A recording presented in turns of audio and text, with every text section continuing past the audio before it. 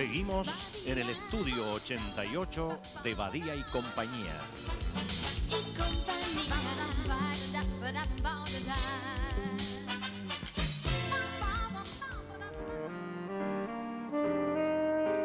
Cuando ese saxo comienza a escucharse, cuando Inés Molina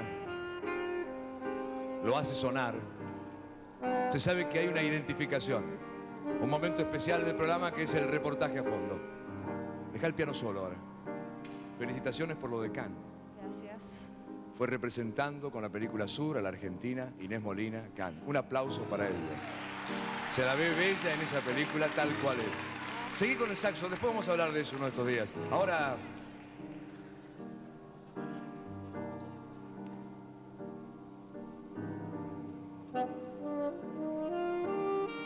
Ahora ese saxo es prólogo para recibir a un queridísimo profesional uruguayo que ya es uno más de los nuestros, Víctor Hugo Morales y Mario Mactas, comenzando el reportaje a fondo. Muchas gracias, muchas gracias.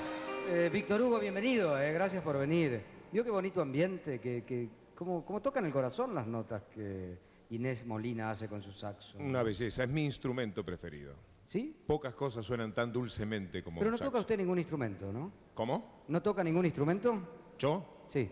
No. Entre las carencias, que son muchas, la que más me duele es la falta de oído para la música, para cantar. ¿Y qué otras carencias hay en su vida, querido Víctor Hugo Morales? Porque después vamos a ir a las virtudes, que también las hay, y al motivo de que las haya.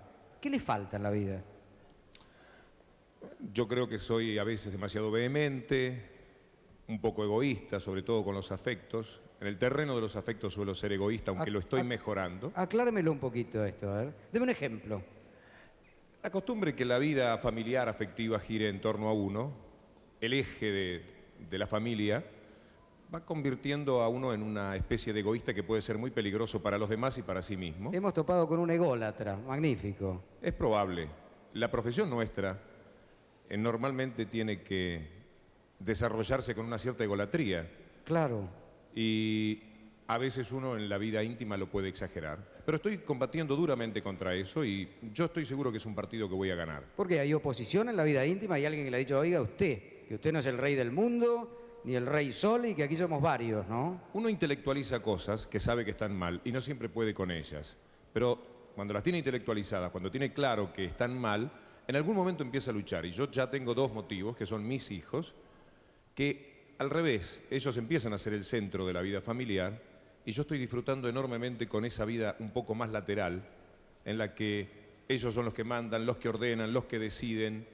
Pero esto es verdad y me doy cuenta que todo mi mundo es nada comparado con el maravilloso mundo de ellos al que yo me incluyo. Viste que dijo vehemencia también.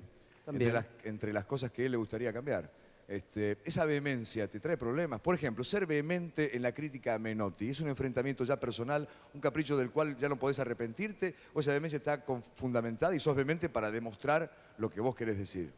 Para mí Menotti representa muchas cosas con las que yo combato, a las que me gusta enfrentarme, que me parece que es mi obligación como periodista.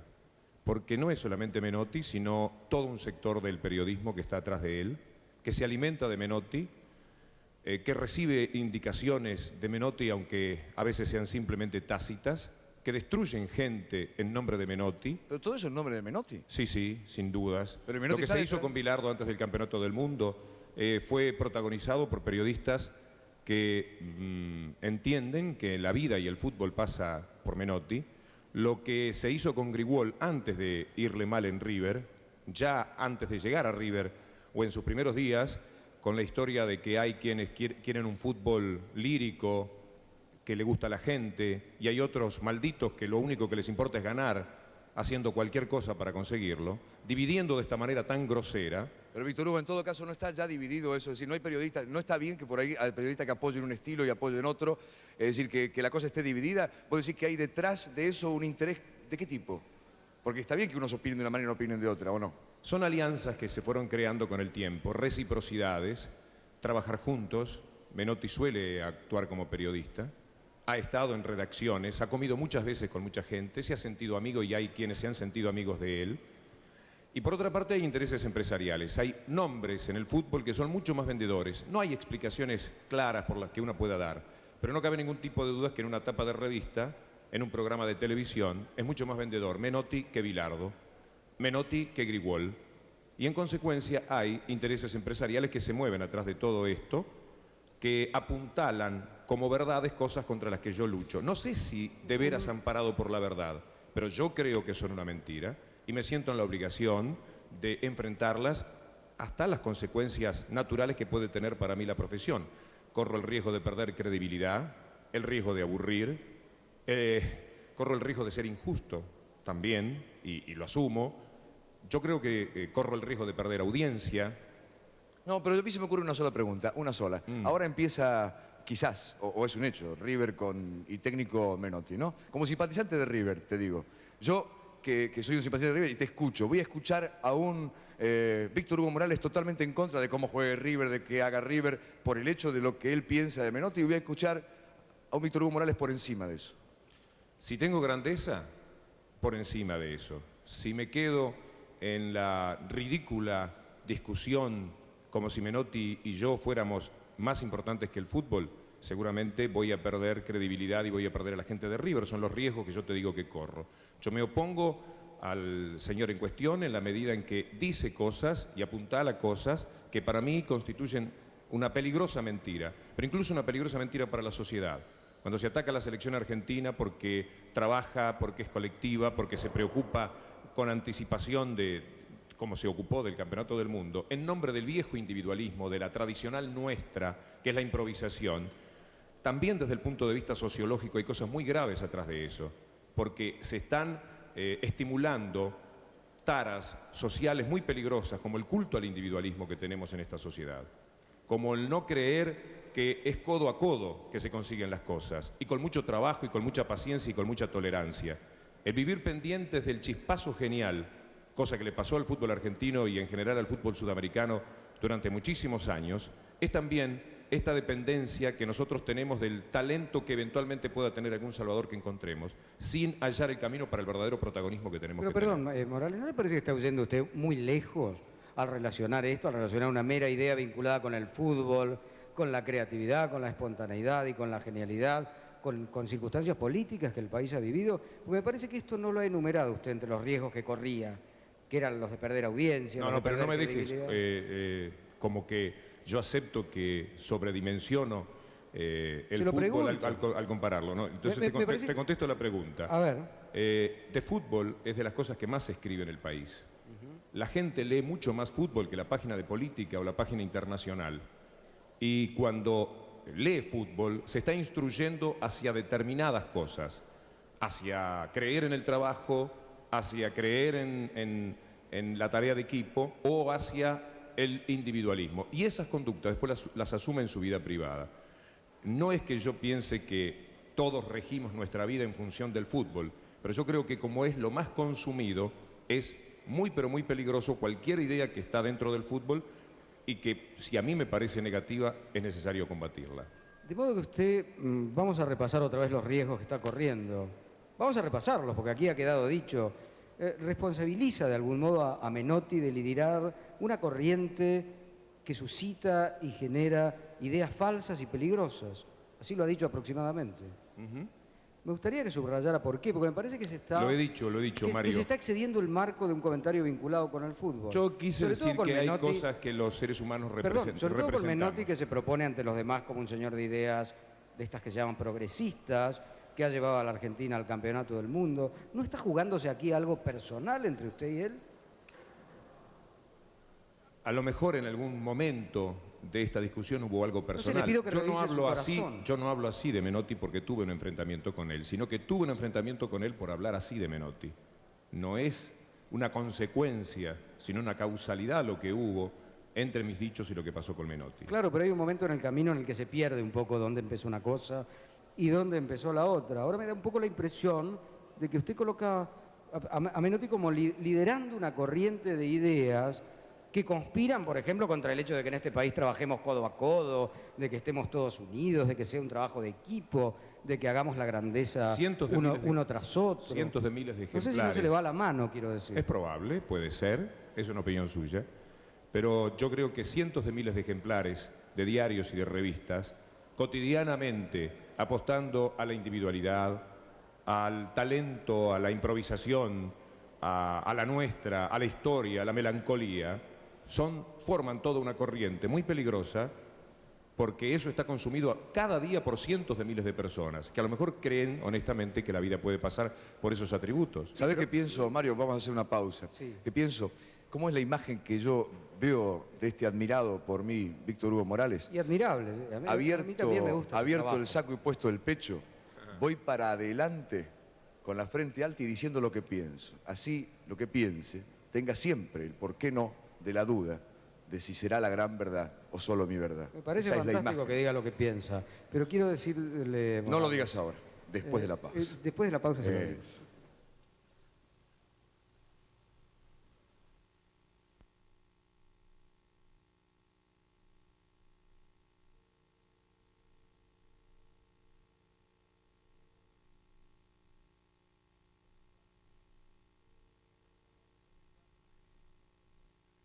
Ocho y cuarto y me recomendaba ir a ver uno más que me recomienda hacerlo, la película de Fellini y Víctor Hugo, pero me dice no van a las hoy sábado a la noche, ¿es para qué hora y qué día? Un lunes, un martes, Claro. un miércoles a media tarde, cuando Claro. van los muy cinéfilos. Sí, aquellos de la valija. ¿Eh? O los muy golfos o los muy vagos. ¿Sabés También. ¿Sabés que en España le llaman la hora golf a esa hora del cine, no? A esa hora de la 1 de la tarde o la de las 2 de la madrugada. Acá Vinelli le llama a la hora de los valijeros, los que van con la valijita pues salen de ahí dos ejecutivos. También, ciertamente. Pero qué bueno nos parar la habíamos- pelota un rato.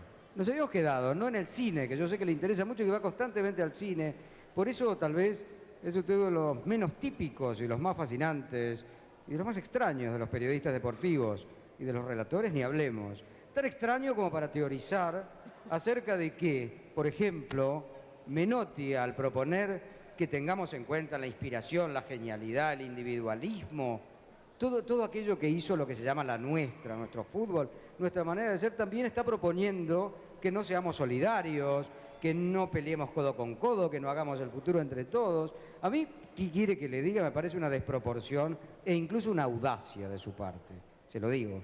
Me parece que se pasa usted un poco de la línea. Pero si no se pasara y si su teoría fuera cierta y si esta sociología del fútbol la tuviéramos que tener seriamente en cuenta, entonces ¿usted qué propone? ¿La insectificación? ¿La colectivización? ¿Esto de que nadie destaque, de que nadie brille? No lo entiendo, explíquemelo, por favor. Hoy es el día menos oportuno para hablar tanto de Menotti. Yo no pensé que el reportaje transcurriera casi estrictamente por este tema. No es la idea, ¿eh? No es la idea, pero a veces la idea se desmadra y se va por otro lado. Le prometo que después Uno cambiamos. está como sensibilizado frente a la fecha de la que hoy se cumplen 10 años y con la que él tiene tanto que ver y tanto aportó y tanto hizo. Y yo en aquella época y hasta 1980 era de los que estaba entre quienes le aplaudían porque creía. Los hombres públicos tienen ciertas responsabilidades. Claro. Necesitan ser creíbles. Si uno no le puede creer al señor ministro de Relaciones Exteriores o al señor periodista o al director técnico o al jugador, están haciéndole mucho daño a la sociedad, porque uno necesita creer, son espejos en los cuales uno se mira.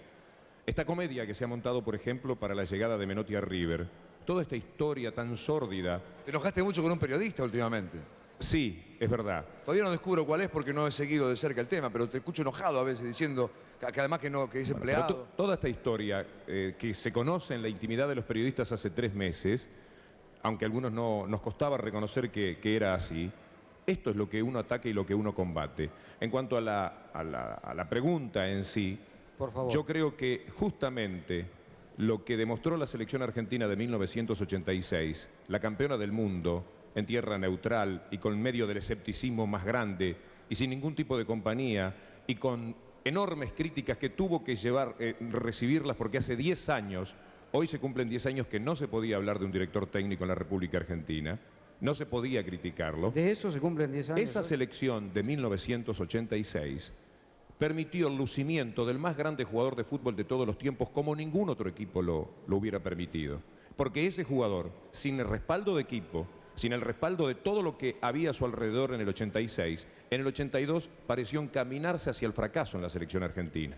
Pero vino en el 86 una tarea en la que él siempre pudo crear libremente, porque todo lo demás estaba a buen recaudo, porque había compañeros solidarios que sabían jugar solidariamente, porque había una defensa argentina que en 4 partidos jamás un delantero quedó mano a mano con el arquero Pumpido, porque tenía todo eso que le cuidaba las espaldas, podía brillar Maradona como brilló. De otra forma no era posible. Pero perdón, Víctor. El gran brillo de la individualidad puede aparecer cuando efectivamente la individualidad puede descansar en la tarea del Pero equipo. Víctor Hugo, perdón, ya que estamos cambiando ideas y ejercitando nuestras cabecitas, ¿no se podría pensar de la manera exactamente contraria? Que todos los demás hacían bien su trabajo porque sabían que genialmente Maradona podía resolver las cosas en cualquier momento. Quedó claro que Maradona sin equipo no podía resolverlo. Fue necesario que Maradona tuviera un equipo para resolverlo. Entre los dos elementos en 2 campeonatos del mundo, uno de fracaso y el otro de tremendo éxito y un enorme respeto en el resto del mundo, yo me quedo con la posibilidad que me surge más clara, que fue necesario que hubiera un equipo para que pudiera brillar como nunca la individualidad. La individualidad en este programa es Badía o podés ser vos, Mario.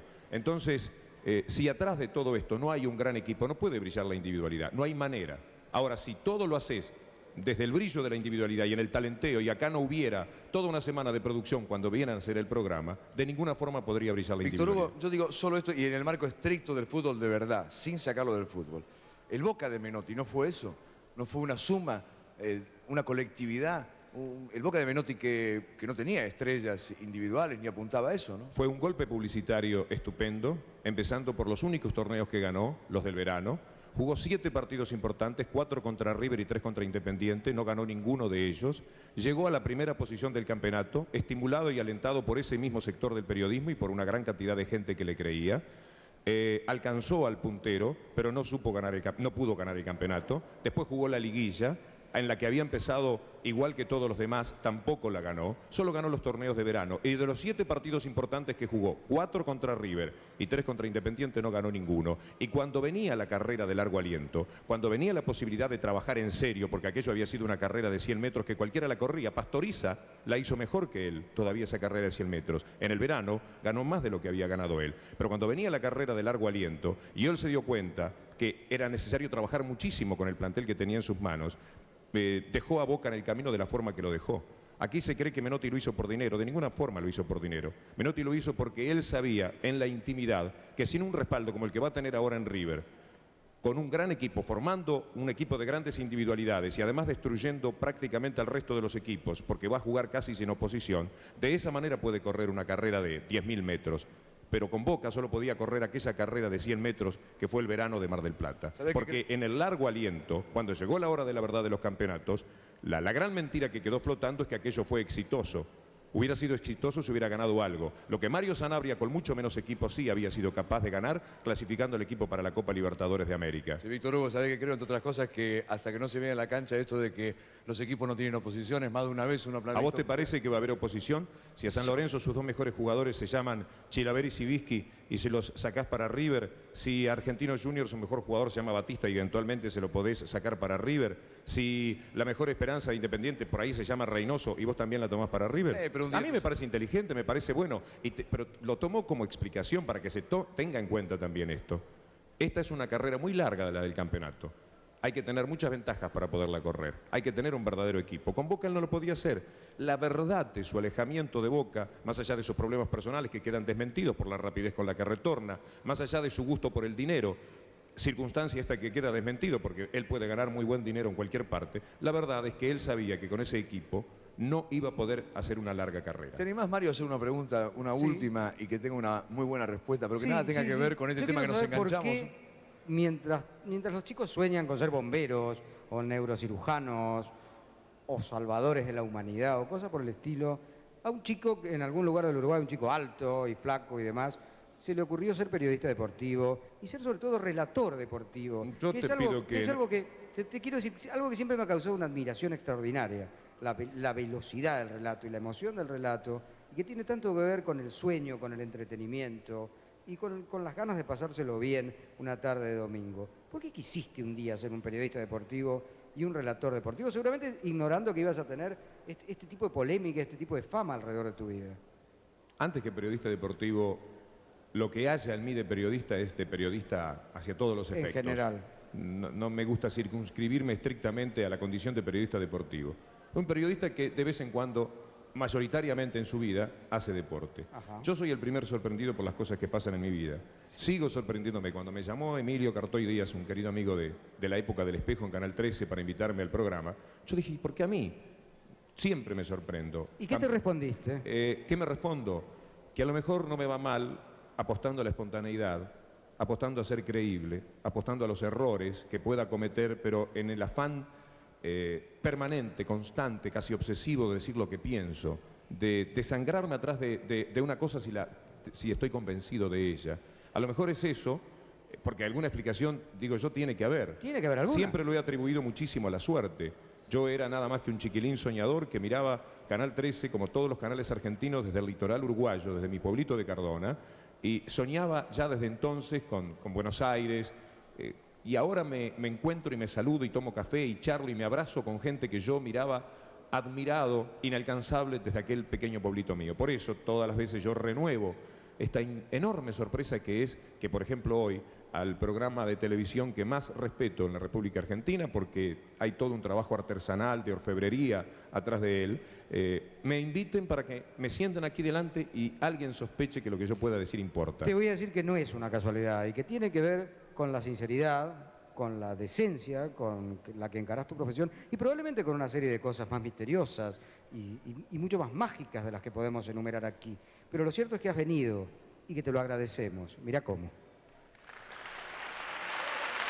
Sin duda, sintonizar cualquier día la radio y escucharlo. Hablando de fútbol, de lo que sea, será escuchar la emoción de un tipo de verdad, de frente y con el pecho bien abierto para caminar hacia adelante. Señor, muchas gracias. Gracias. A vos. Muchas gracias. Señora, por favor. Ese saxo que deja ver a Víctor Hugo Morales, protagonista hoy, detrás. Ese saxo instrumento preferido de Víctor Hugo Morales volverá a hacerse escuchar el próximo sábado cuando otro importante personaje de nuestro tiempo se siente allí y comience con Mario Mactas el reportaje a fondo. Ya volvemos. Cierra hoy el programa La Torre.